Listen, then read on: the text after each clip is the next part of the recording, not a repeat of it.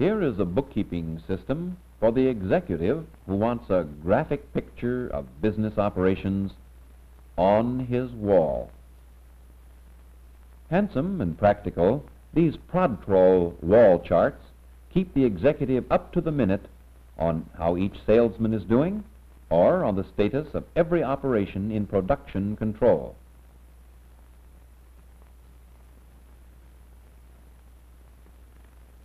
If you need another file at this desk, throw a switch and another one comes up from somewhere on the inside of the desk.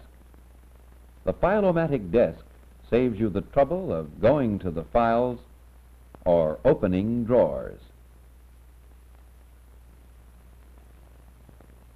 The business papers going into this machine travel past a camera and are photographed on microfilm. These papers may now be destroyed and the files used for current papers. This Diebold microfilm equipment provides an automatic developing machine for developing the microfilm. An entire filing case of business papers can be photographed on one small roll of microfilm. Microfilm in this viewing machine is projected as a large readable picture, even though the original pictures are very tiny. Near the witness stand of every American court will be seen the shorthand court reporter. An increasing number of court reporters are using machine shorthand because of its greater speed and accuracy. This is the keyboard of modern shorthand machines. The operator strikes a word at a stroke as if playing a chord on the piano. The machine uses ordinary letters. This tape says, "We had a red car that would start or stop." At the scene of an accident, one will frequently see a court reporter taking testimony. With the aid of an attachment, the court reporter can wear the machine around his neck and write as he walks.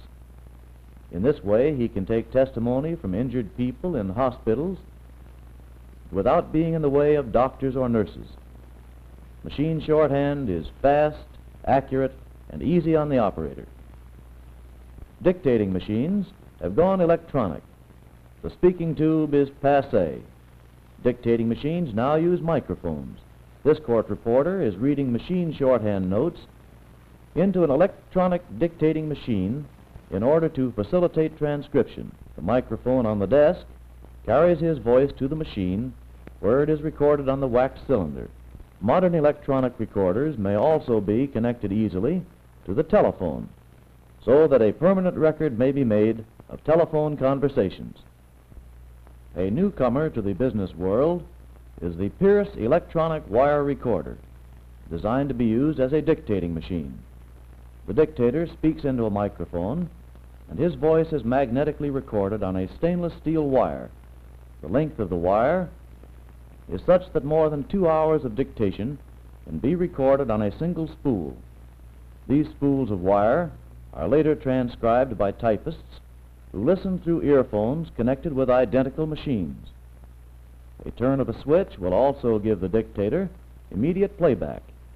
Corrections or changes in dictation are easily made by erasing and re-recording. Another new dictating machine is the SoundScriber. This machine records dictation on a flexible plastic disc thin enough to be filed in ordinary file folders. The dictator uses a microphone and can play back immediately. Notations can be made telling the stenographer where to look for corrections and how long each letter or report is. When dictation is through, the dictator removes the record from the machine, writes his name and the date on it, puts the record in an envelope, and puts the envelope into an ordinary file folder. Later, the record goes on a transcription machine. The stenographer listens through a small loudspeaker placed near her ear so only she can hear. With her toe, She starts the machine, stops it, or backs it up to listen to a sentence for a second time. In this way, she listens and types, listens to another sentence, and types again. This typewriter has on it an attachment for cutting a small mimeograph stencil. These tiny stencils are used in the Elliott addressing machine. No special skill is required to cut these stencils. Anyone who can operate a typewriter can do it. When the stencils have been finished, they may be used at once to address cards, letters, or mail of any kind. The mail is inserted into the machine, and into another chute of the machine goes a stack of the small mimeograph stencils.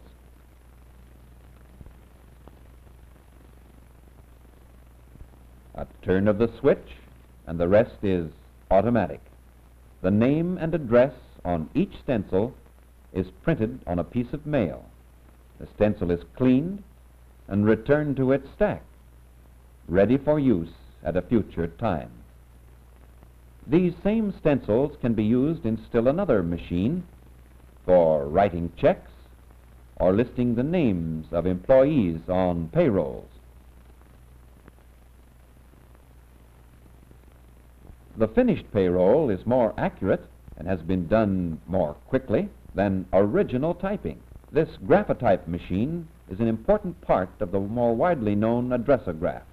The graphotype embosses names and addresses on metal stencils. When one of these metal stencils has been firmly clamped in the graphotype, the operator types name and address on a standard typewriter keyboard. As she strikes each letter, the graphotype punches the letter into the metal stencil. These stencils, made of metal, will last a very long time without wear. This spinning die contains each of the keyboard characters. When the typist strikes a letter, the die stops for a fraction of a second, punches the proper letter in the metal stencil, and continues to spin.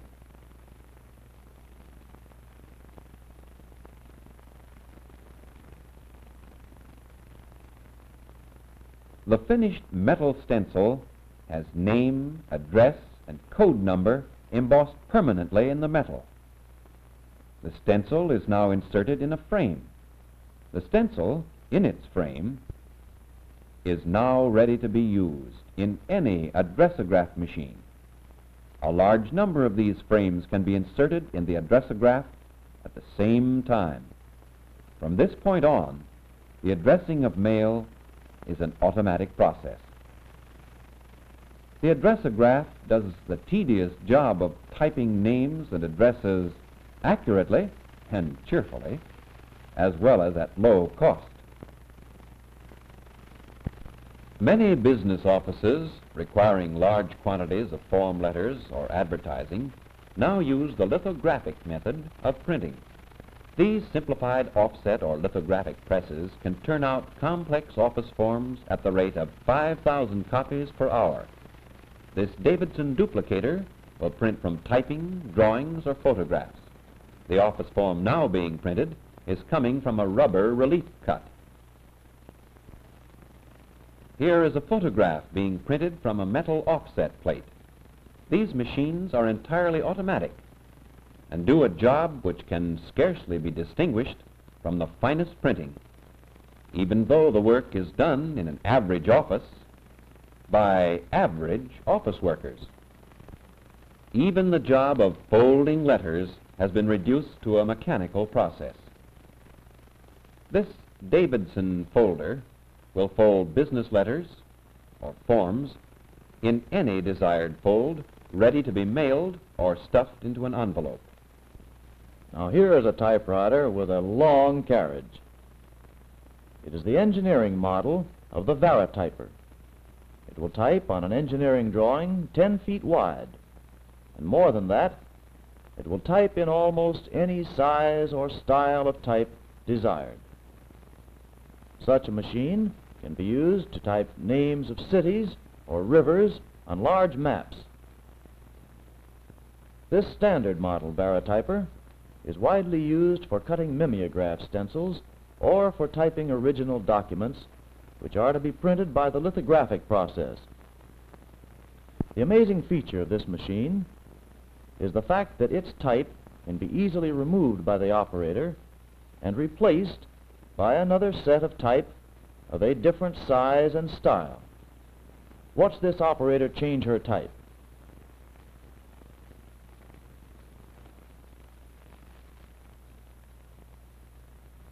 There are more than 600 styles of type from which the operator may choose. And she can change her type even in the middle of a sentence. At the top of this page, note the wide variety in style and size of type. In the center, note that the right margin is even. At the bottom, note the foreign languages. The Varityper is perhaps the most flexible typewriter on the market. This typewriter is another highly specialized machine. It is called the Autotypist Perforator. It does not type letters.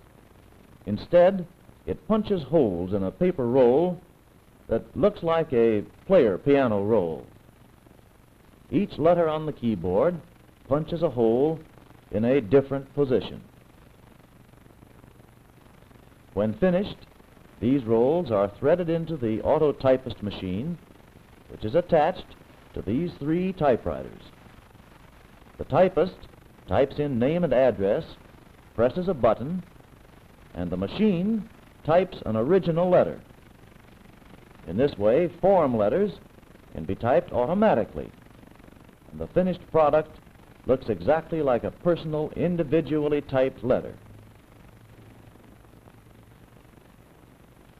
Because the Autotypist does 90% of the typing by itself, one typist can operate 3 or even 4 such typewriters at the same time, and an automatic typist never makes a mistake. And this is a typewriter too, a Chinese typewriter. One reason why the Chinese have never had a typewriter before this is the fact that the Chinese language has 5,400 letters in the alphabet, each letter standing for a different word or idea. That would mean that a Chinese typewriter would have to have 5,400 letters on it. And this machine, manufactured by the International Business Machines Corporation, has just that. 5,400 keys, however, would be too many. So the inventors just put number keys on the keyboard and numbered each letter in the Chinese alphabet. So, if you want to type word number 4,862, you would press 4862, and the machine would type the right character. All you have to do is learn which numbers mean which words.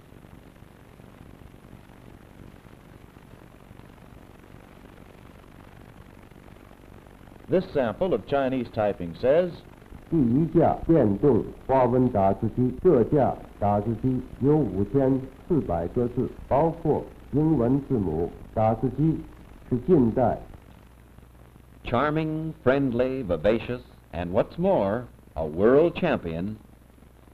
This is Stella Pajunas, who has the fastest typing fingers in the world. For a solid hour, Miss Pajunas, in an international contest, typed at the rate of 140 words a minute. For her speed typing, Miss Pajunas uses a standard IBM electric typewriter. You will note that the machine has no carriage return lever. A key on the keyboard returns the carriage electrically. Notice also how her fingers hover slightly above the keyboard, and how faintly and sharply her fingers strike the keys. While Miss Pajunas types, she is completely relaxed and appears to be under no strain, in spite of the high speed at which she types. Her typing speed in this picture is over 140 words per minute.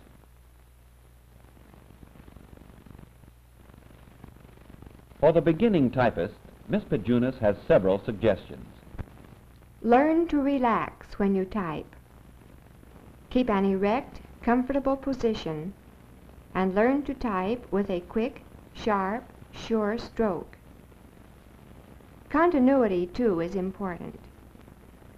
While the fast typist is able to type some words faster than others, she loses no time through irregular typing. To demonstrate the lightness and sureness of her lightning stroke, Miss Pajunas covers her keyboard with a handkerchief. Note that the handkerchief is hardly ruffled.